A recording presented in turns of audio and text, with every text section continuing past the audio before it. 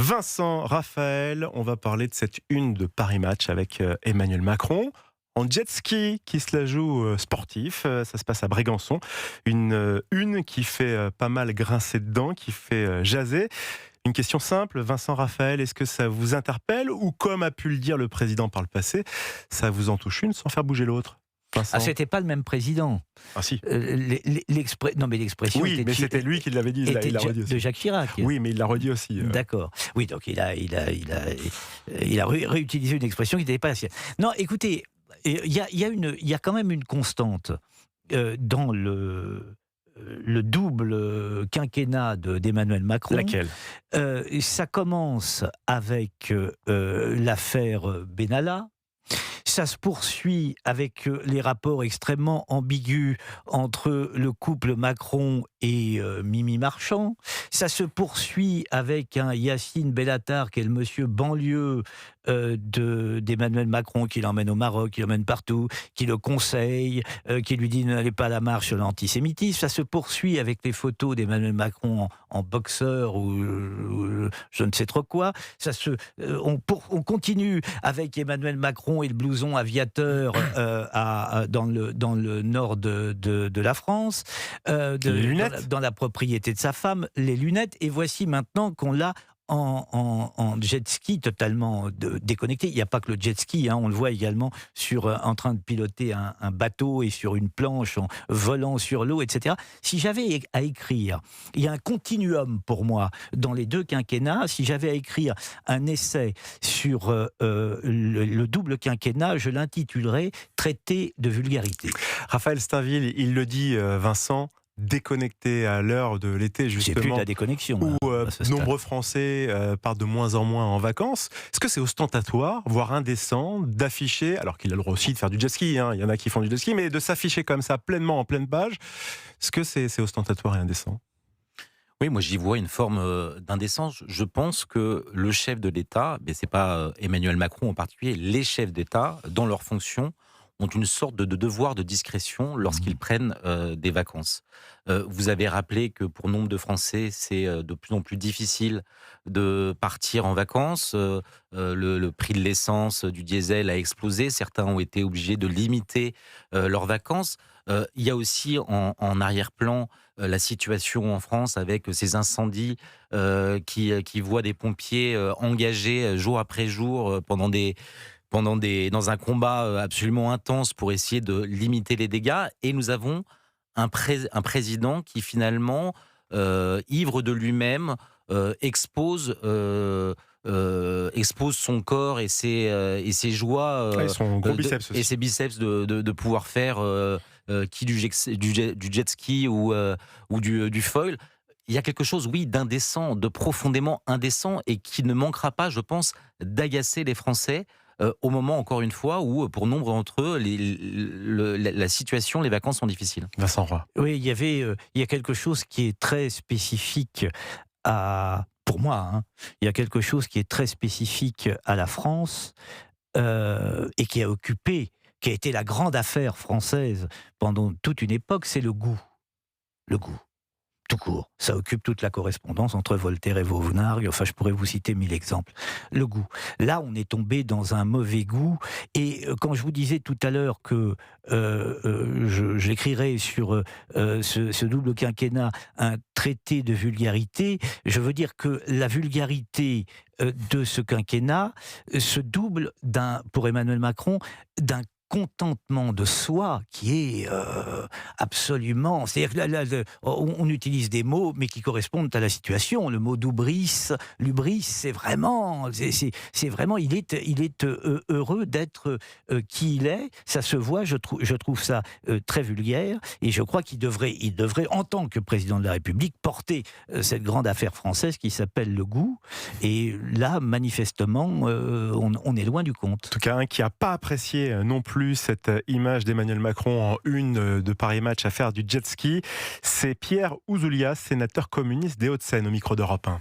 C'est la politique comme je l'aime pas. Moi, j'aurais préféré qu'il soit derrière un camion de pompiers à aider les pompiers pour éteindre l'incendie, ça aurait été sa place. Là, je trouve qu'il y a quelque chose d'indécent. Après, Indécent. oui, indécent. Après l'été que nous avons vécu, montrer que le président, finalement, est en vacances, je trouve que ça ne correspond pas au niveau d'inquiétude de la population, qui est général. Et en même temps, si on l'avait vu, là il va se rendre prochainement dans le sud-ouest, si on l'avait vu derrière un camion, comme l'explique le sénateur communiste des Hauts-de-Seine, Pierre Ouzoulias, comme on l'a entendu, on aurait peut-être dit, tiens, le chef de l'État essaye de surfer justement sur la vague du malheur des autres. En fait, quoi qu'il fasse, Non, mais le il est pointé du doigt. mieux quand il est en vacances, c'est qu'on ne le voit pas. Vous comprenez? Parce que d'abord, on le voit assez, il parle énormément, souvent à tort et à travers, puisqu'il promet beaucoup, mais il n'y a pas grand-chose qui tient. Donc les Français en sont lassés. Qu'on ne le voit pas durant les vacances, et qu'à partir de mai 2027, on ne le voit plus. Voilà. Raphaël Steinville. Oui, mais encore une fois, Emmanuel Macron a droit, comme tout à chacun, à des vacances. Il a droit à du Bien repos. sûr. Mais la mise en scène de mais ces vacances, parce qu'on ne me fera pas croire que ce sont des photos volées. Vincent Roy a rappelé tout à l'heure le storytelling, il la l'a rappelé. proximité d'Emmanuel Macron et de Brigitte avec Mimi Marchand, grande papesse des paparazzades montées de toutes pièces. Donc oui, Alors on c'est est là quoi face... le but d'Emmanuel Macron, comme ça, à la fin de son quinquennat, de faire parler de lui en bien ou en mal, de continuer de faire parler de lui, puisque effectivement la communication, il la maîtrise beaucoup. Mais il ne raisonne pas comme ça, le contentement de soi. Se montrer, on est voilà, il y a un orgueil, une vanité qui est patente. Et qui Un côté aveugle. rockstar peut-être. Non, mais qui aveugle, c'est-à-dire que je pense qu'il ne réalise même pas à quel point ces images pourront être mal perçues dans l'opinion, dans ceux qu'il pense qu'il a encore une petite cote de popularité. Je pense qu'il ne saisit pas à quel point cette indécence lui est finalement, à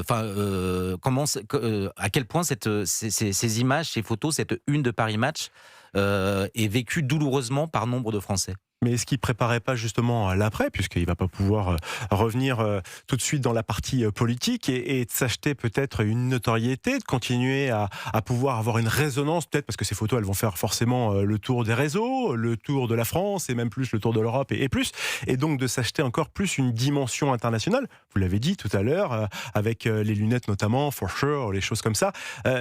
De se trouver une stature internationale. Et là, il est peut-être plus du tout dans sa condition de chef de l'État classique et il pense à l'après, puisqu'une carrière, c'est long.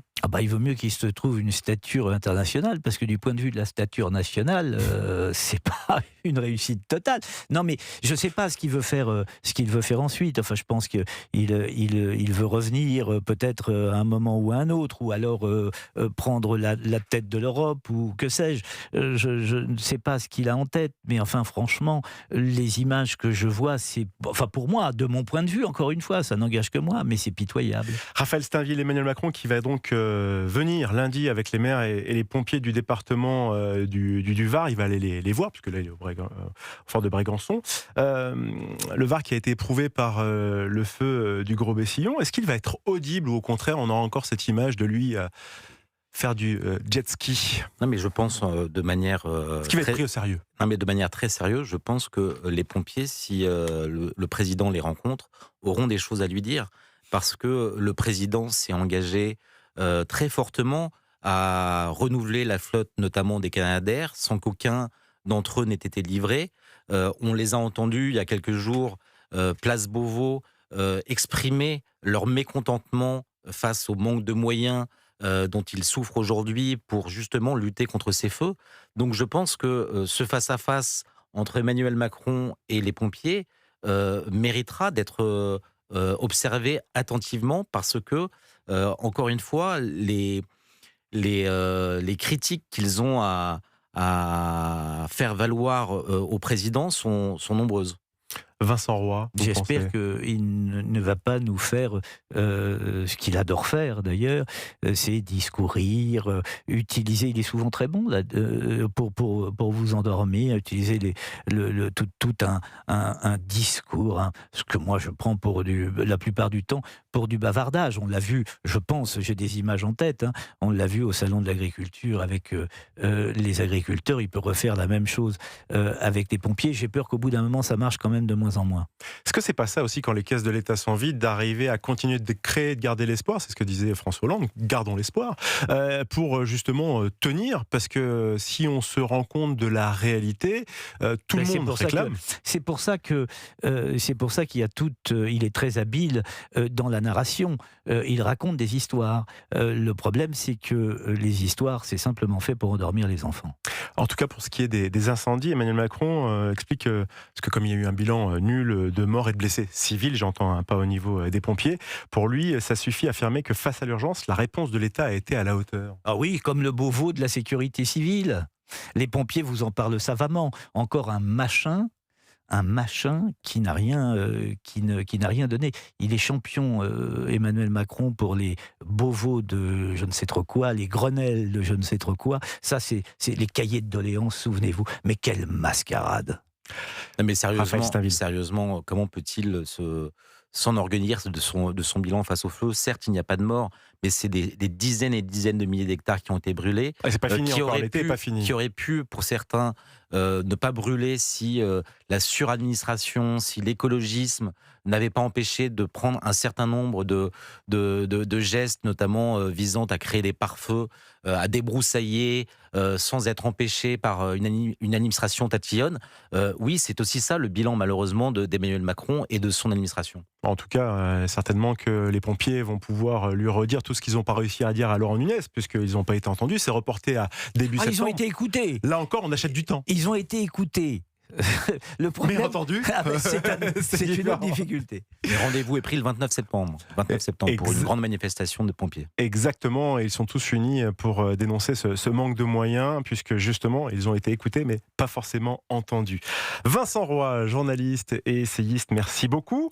Merci Raphaël Steinville, rédacteur en chef au JDD, merci beaucoup. Petite idée de la une de demain du JDD ? Une grande interview d'Éric Ciotti. D'accord. Ah, c'est pas Emmanuel Macron en majesté. On le voit pas sur un jet ski ? Non. Non. Bon, Au travail. Merci beaucoup, Raphaël Steinville.